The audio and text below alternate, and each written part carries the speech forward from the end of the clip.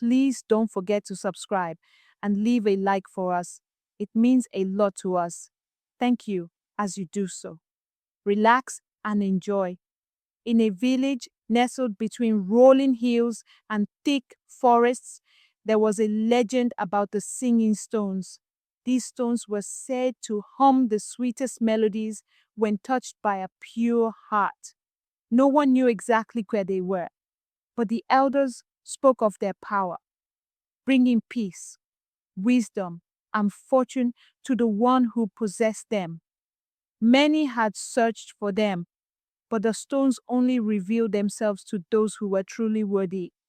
One dry season, when food was scarce and the river ran low, a cunning hyena named Kuro wandered into the village. He had spent his life lurking at the edges of human settlements, scavenging whatever he could find. He had learned that the easiest way to survive was through trickery. Kuro had heard whispers of the singing stones and believed that if he could steal them, he would have all the riches and power he desired. He imagined the stone's magic bending to his will, turning him into the mightiest creature in the land. Kuro had seen desperation before, but this season, the hunger clawed at his belly like never before. The drought had made prey scarce, and he had grown weaker by the day. He needed something, anything, to tip the odds in his favor. That night, hidden in the shadows near the village square, he listened carefully, his large ears twitching at every sound. A pair of young boys, Tunde and Jomo, sat beneath the great baobab tree, whispering excitedly. Tunde, grandmother says the singing stones only reveal themselves when someone with a good heart seeks them. Jomo, but she also said they hide from those who are greedy and selfish. What if someone tries to steal them? Kuro's lips curled into a sly grin. He had spent his life deceiving others. He would simply act the part. He would pretend to be kind, earn the villagers' trust, and then take the stones for himself. He had fooled many before, and this would be no different. The next morning, Kuro approached grandmother Neka, the village elder known for her wisdom. He limped slightly, lowering his head, making himself look weak and humble.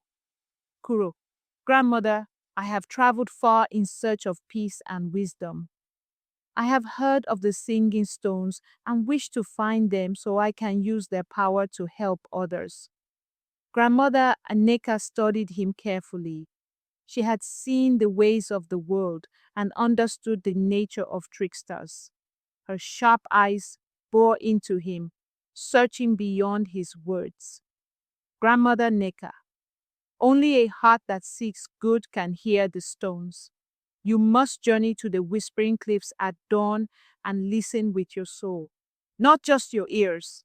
If the stones sing to you, they will reveal themselves. Kuro forced a humble nod, though inside he seethed with impatience. He had no interest in listening to anything. He would take the stones as soon as he found them. At dawn, he set out to the Whispering Cliffs, a place where the wind howled through cracks in the rocks, creating eerie melodies. He walked carefully, his paws pressing into the soft earth, his eyes scanning for anything unusual. He ignored the whispers of the wind, focused only on his goal. Then he heard it. A faint, beautiful hum drifted through the air. It was unlike anything he had ever heard. Soft yet powerful, a melody that seemed to weave itself into the very fabric of the world. Kuro's eyes widened.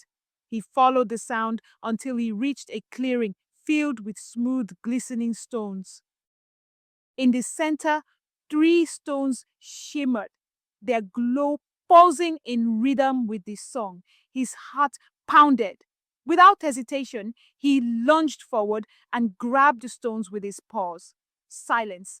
The moment he touched them, the singing stopped. The vibrant glow of the stones dimmed, and the entire forest seemed to hold its breath. The wind stilled, the trees no longer swayed, and even the air felt heavier. Kuro shook the stones, pressed them to his ears, even tried humming himself. But nothing happened. Furious, he shouted at the sky, Kuro, why won't you sing? I found you. You belong to me now.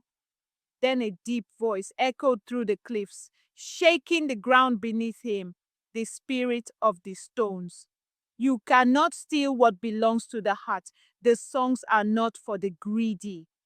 Suddenly, the ground beneath Kuro cracked and he tumbled down into a deep pit. He scrambled to climb out, but the stones had vanished. The forest had swallowed them whole. For days, Kuro was trapped in the pit. He howled and cried, but no one came to help him. Hunger gnawed at him, and his once powerful limbs grew weak. It was only when he admitted his greed and promised to change that the earth softened and the roots of a nearby tree formed a bridge for him to climb out. When he returned to the village, he was no longer the same. His laughter had quieted, his hunger for power had faded. He roamed the land not as a trickster, but as a wanderer seeking understanding. Though he still carried the memory of the singing stones, he never again sought to take what did not belong to him. Moral of the story: the most valuable things in life, kindness, wisdom, and peace, cannot be stolen. They can only be earned. If you enjoyed this story, please follow for more captivating African folk tales.